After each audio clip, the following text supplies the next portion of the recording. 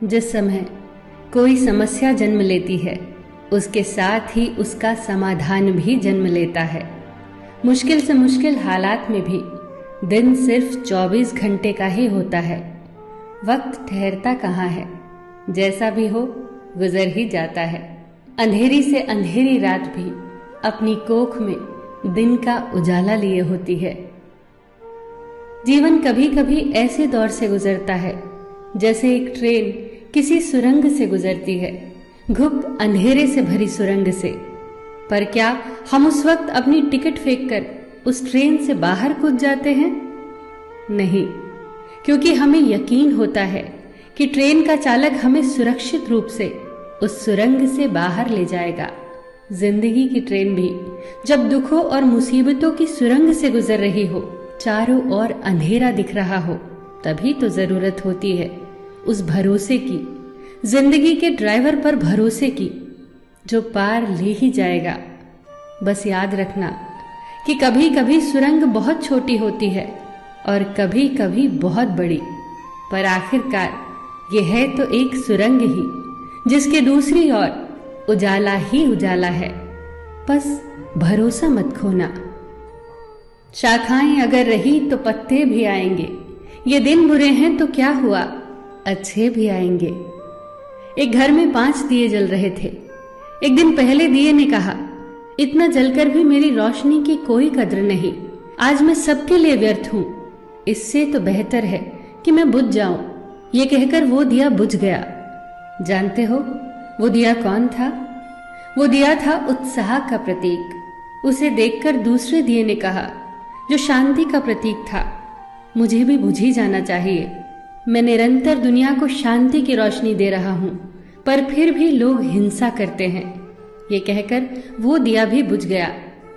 तीसरा दिया, जो भाईचारे का दिया था, वो भी उन्हें देखकर बुझ गया। अब न उत्साह था, न शांति, न भाईचारा। तो ऐसे में चौथा दिया, जो एकता का प्रतीक था, वो भला कैसे जला रहता? वो भी आखिरकार बुझ ही गया। पर एक दिया था जो अभी भी जल रहा था, एक छोटा सा दिया, अपनी मध्यम सी लौ लिए निरंतर जलता हुआ। एक छोटा बच्चा घर में आया। उसे 4 बुझे दियों को देखकर अफसोस नहीं हुआ, बल्कि 5वें जलते दिए को देखकर वो खुशी से झूम उठा और उस नन्हे से दिए से उसने वो 4 बुझे दिए फिर से रोशन कर दिए। जानते हो वो दिया कौन सा था? वो दिया था उम्मीद का दिया, आशा का दिया। उम्मीद वक्त का बहुत बड़ा सहारा है उम्मीद तो हर लहर किनारा है। मुश्किल वक्त में अगर किसी चीज की बहुत जरूरत है तो वो है उम्मीद की, आशा की, सहयोग की, एक दूसरे के साथ मिलकर खड़े होने के एहसास की। बात उन दिनों की है जब द्वितीय विश्व युद्ध चल रहा था। जर्मनी के बम वर्षकों का खौफ सब तरफ था।